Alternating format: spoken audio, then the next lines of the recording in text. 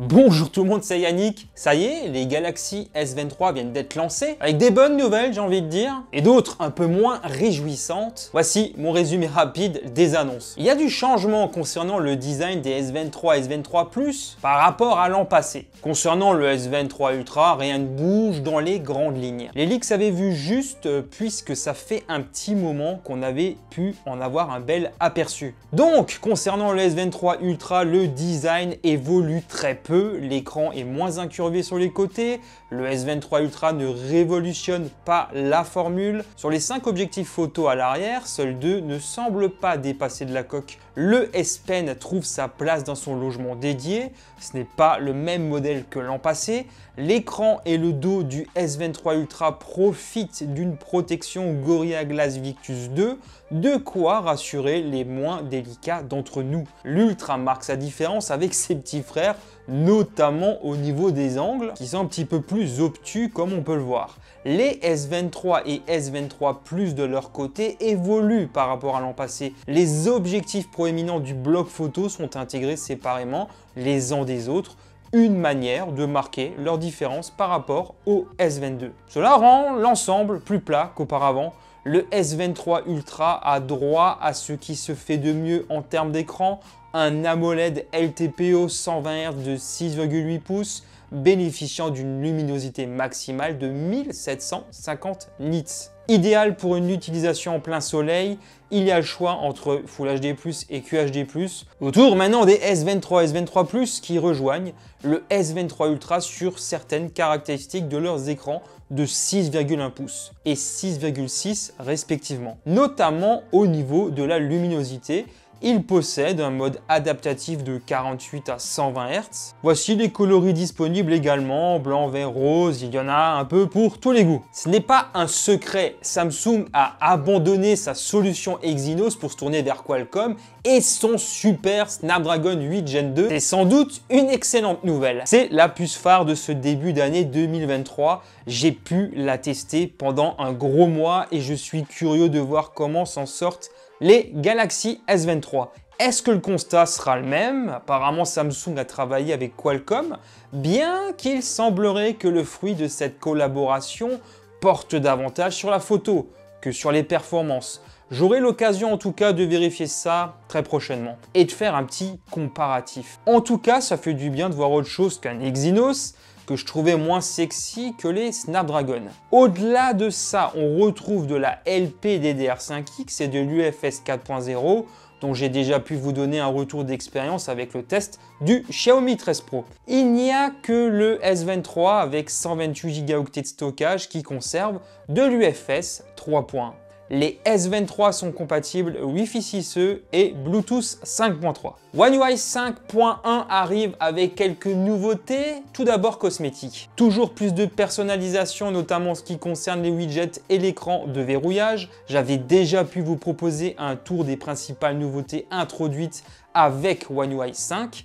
Ici, Samsung va juste améliorer sa formule par petites touches. Un mode maintenance fait son apparition, un truc super cool si vous devez envoyer votre smartphone en réparation par exemple, sans risquer de dévoiler vos données perso à qui que ce soit. Il y a plus de synergie avec certaines fonctionnalités et applications, notamment en ce qui concerne la reconnaissance d'écriture manuscrite, si vous écrivez des commentaires sur YouTube avec le S Pen. Il y a aussi des améliorations en ce qui concerne la galerie photo et l'apparition de nouveaux widgets. Je vais en reparler dans une vidéo dédiée pour faire un focus sur toutes les nouveautés. Concernant la photo, faut-il vraiment s'attendre à de véritables évolutions dans ce domaine? Le S23 Ultra introduit un capteur de 200 mégapixels grand angle maison. Ce n'est pas la première fois qu'on voit venir un smartphone avec un tel capteur. Est-ce vraiment utile de prendre des photos dans une telle définition? En général, le poids des images captées en 200 mégapixels est assez lourd. On peut constater aussi une certaine latence dans la prise des photos pour un niveau de détail pas forcément foufou lorsque l'on zoome dans les images. On verra bien au moment du test si le résultat est à la hauteur ou non. Pour le reste, on a deux capteurs de 10 mégapixels, zoom optique 10 fois et 3 fois et un ultra grand angle de 12 mégapixels. Les S23 et S23 Plus n'ont pas le droit au même traitement de faveur. On conserve un grand angle de 50 mégapixels Le zoom optique 3 fois de 10 mégapixels d'ultra grand angle de 12 mégapixels.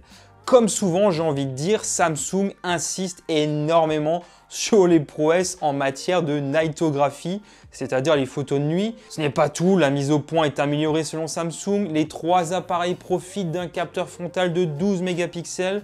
En général, Samsung ne déçoit pas en ce qui concerne la photo, à l'arrière comme à l'avant, ce qui n'est pas le cas de tous les constructeurs. D'ailleurs, en ce qui concerne la vidéo, on peut filmer jusqu'en 8K 30 images par seconde à l'arrière et 4K 60 images par seconde à l'avant. Ça, c'est quand même cool. On note une petite évolution en ce qui concerne la capacité des batteries des S23. 5000, 4700 et 3900 mAh pour respectivement S23 Ultra, S23 Plus et S23. La charge rapide est limitée à du 45 watts, sauf pour le S23 qui lui reste cantonné à du 25 watts. Je trouve ça limite pour un haut de gamme en 2023. Je sais pas ce que vous en pensez. Les prix aussi sont en augmentation. 1419 € pour un S23 Ultra en 8256, c'est quand même pas donné pour le coup. À partir de 959 € en 828 pour le S23 et 1219 € en 8256 pour le S23 Plus. Je tiens quand même à souligner une chose, toujours hyper cool chez Samsung, ces smartphones vont profiter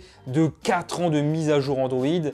C'est assez rare pour le souligner. Même si la concurrence s'aligne timidement sur Samsung avec le temps, on l'a vu notamment tout récemment avec Oppo. Concernant ces S23, l'évolution la plus notable va surtout porter sur les performances. Le Snapdragon 8 Gen 2 est clairement la meilleure nouvelle pour moi. Pour le reste, rien ne bouge vraiment. Je vous sollicite bientôt pour un petit sondage sur YouTube et savoir ce que vous allez choisir, du moins si vous souhaitez acheter l'un de ces nouveaux smartphones. Très clairement, je ne vois pas vraiment l'intérêt pour ceux qui possèdent des S21, voire des S22, de passer sur des S23. Ça me paraît quand même assez limité pour le coup. En attendant, j'attends vos retours en commentaire. Toujours super important pour l'évolution de la chaîne. Si cette vidéo vous a plu, n'hésitez pas à la partager à vos proches. N'oubliez pas le petit like qui fait toujours plaisir et à vous abonner en activant la petite cloche. Un grand merci pour votre soutien. Moi, je vous dis à très bientôt. Allez, ciao tout le monde.